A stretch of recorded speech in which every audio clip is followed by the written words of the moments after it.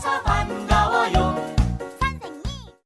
안녕하세요. 알아두면 쓸 데 있는 원격 완료회계 접학사전의 최경민 회계사입니다. 자, 오늘도 저랑 같이 우리 기본서에 중요하다고 해서 밑줄은 그어져 있는데 맨날 볼 때마다 헷갈리는 그런 내용 하나 선정해서 같이 그 원리가 무엇인지 살펴보는 그런 시간 가져보도록 하겠습니다. 자, 먼저 오늘의 주제부터 한번 확인해 볼게요. 자, 오늘의 알쓸 원잡은 이겁니다. 자, 제약자원이 있는 경우에 대해서 한번 알아볼 거고요. 제약자원이 있다면 생산의 우선순위를 결정할 때 그 제약자원 한 단위당의 공헌이익 이걸 따져봐라 라고 하는 내용, 그 내용 한번 살펴보도록 할 건데, 여러분 오늘 살펴볼 이 내용은요 반드시 알고 계셔야 돼요. 왜냐하면 시험에 진짜 자주 나옵니다. 시험에 너무나 자주 나오는 내용이라서 꼭 알고는 있어야 되는데, 문제는 뭐냐면 용어 자체가 조금 어려워요.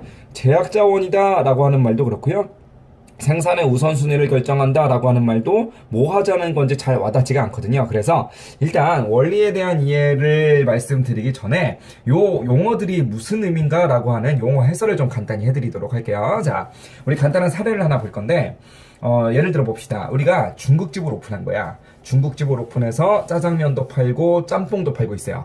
그런데 이 두 가지 메뉴에 대해서 수익과 비용을 한번 분석해 봤더니 이런 상황이라는 겁니다. 자, 예를 들어서 한 그릇을 팔아 먹을 때마다 짜장면은 내가 1,000원을 받게 되는 것이고 짬뽕은 1,200원을 받고 팔고 있다, 이렇게 한번 가정해 보자고요.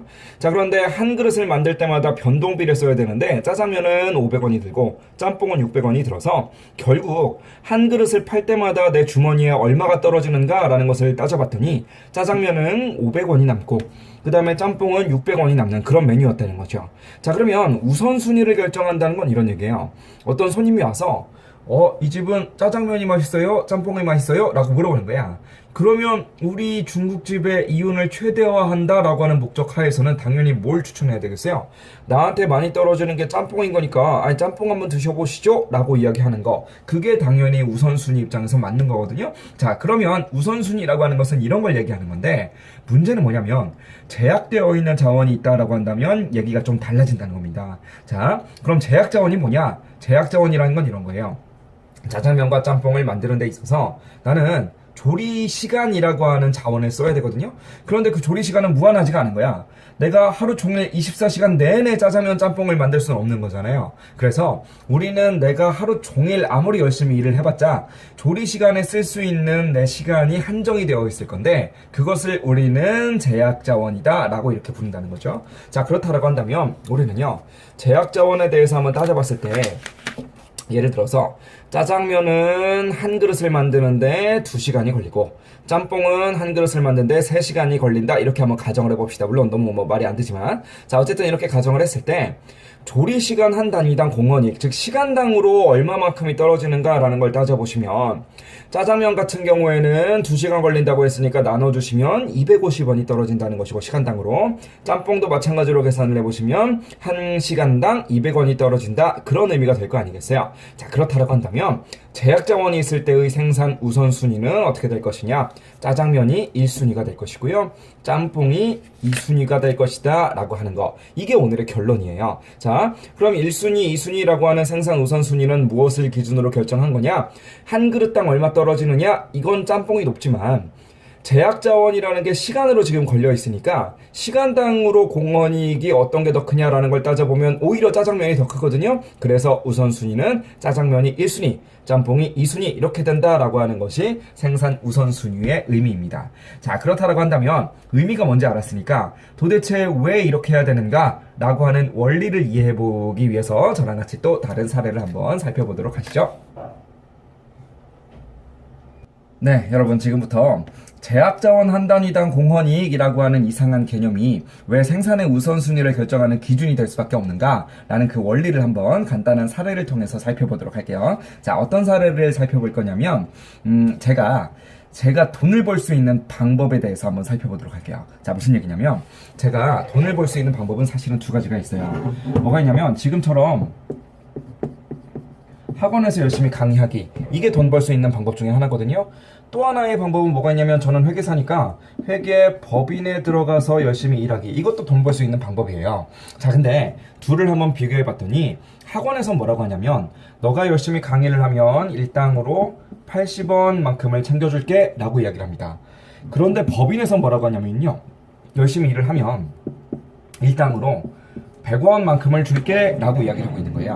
자, 그러면 여러분, 학원에서 일하기랑 법인에서 일하기, 내 입장에서 가장 베스트 시나리오는 뭘까요? 가장 돈을 많이 벌려면 어떻게 일해야 되겠어요?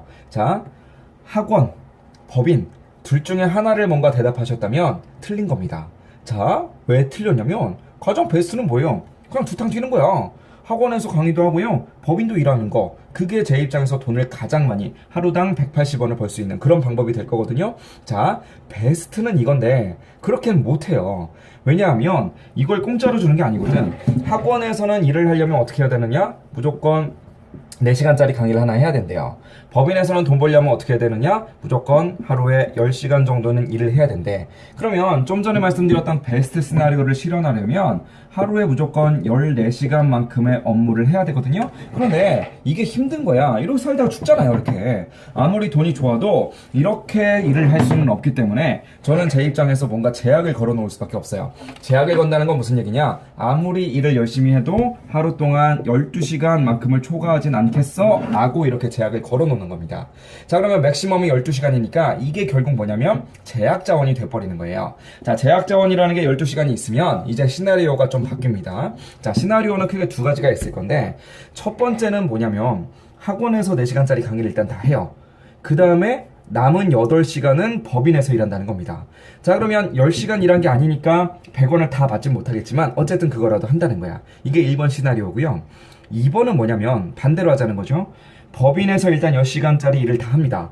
그 다음에 퇴근하자마자 학원으로 와서요, 이제 나는 남아있는 시간이 2시간 남아있으니까 학원에서는 저 4시간짜리 강의 말고요, 뭐 2시간짜리 뭐 하나 있으면 그것만 하나 할게요 라고 이렇게 이야기를 하는 거죠. 그러면 물론 80원을 다 받지 못하겠지만 어쨌든 돈을 벌 수 있으니까 그렇게라도 한번 돈을 벌어보겠다라고 하는 것이 바로 두 번째 시나리오예요. 자, 그러면 1번과 2번, 즉 학원을 풀로 채울 거냐 아니면 법인을 풀로 채울 거냐, 한번 골라보실래요? 어떻게 하는 게 더 베스트 시나리오겠어요? 자, 아마 쉽게들 대답할 수 있을 거예요. 뭐가 베스트냐라고 물어보신다면 당연히 학원에서 더 많이 일을 하는 게 더 좋아요. 자, 우리 대답하신 분들 뭘 가지고 따지셨나요, 지금? 자, 학원은 1시간당 시급이 어떻게 되는 거예요? 1시간당 나는 20원을 벌 수 있는 옵션인 거야. 법인은 어떤가요? 법인 같은 경우에는 우리 10시간 일해서 100원 버는 거니까 1시간마다 우리에게 10원만큼을 가져다 주는 그런 옵션인 거야. 그러면 우리 시급을 따져봤을 때 어떤 게 더 좋은 거냐면 학원 쪽이 좀 더 좋아 보이거든요. 그러면 우리가 1시간을 일하더라도 학원에서 더 많이 일해라 라고 하는 결론이 나와요. 결국 무슨 얘기냐? 시간이라고 하는 것이 지금 제약이 걸려 있으니까 기왕이면 우선순위를 정하는 데 있어서 시간당 이익, 즉 시급이 더 높은 학원을 일단 풀로 채우고 그 다음에 남는 게 있다라고 한다면 걔는 다른 법인이라고 하는 것에다가 투자를 해라라고 하는 거, 이게 바로 생산 우선순위의 정의인 거예요. 자, 이제 아까 전에 한 그릇당 공헌이익이 아니라 제약 자원이 지금 조리시간으로 걸려 있었으니까 조리시간 1시간당 공헌이익이라고 하는 거, 그걸 통해서 1순위, 2순위라는 우선순위를 결정했던 그 원리에 대해서 와닿으셨을 겁니다. 자, 우리 좀 전에도 말씀드렸다시피 시험에 너무나도 자주 등장하는 그런 개념이기 때문에 확실하게 원리 이해하셔서 확실하게 챙겨두시고 한 문제 맞출 수 있도록 하시기를 바라면서 저는 다음 시간에 더 좋은 내용으로 돌아오도록 할게요. 자, 지금까지 최경민 회계사였습니다. 안녕.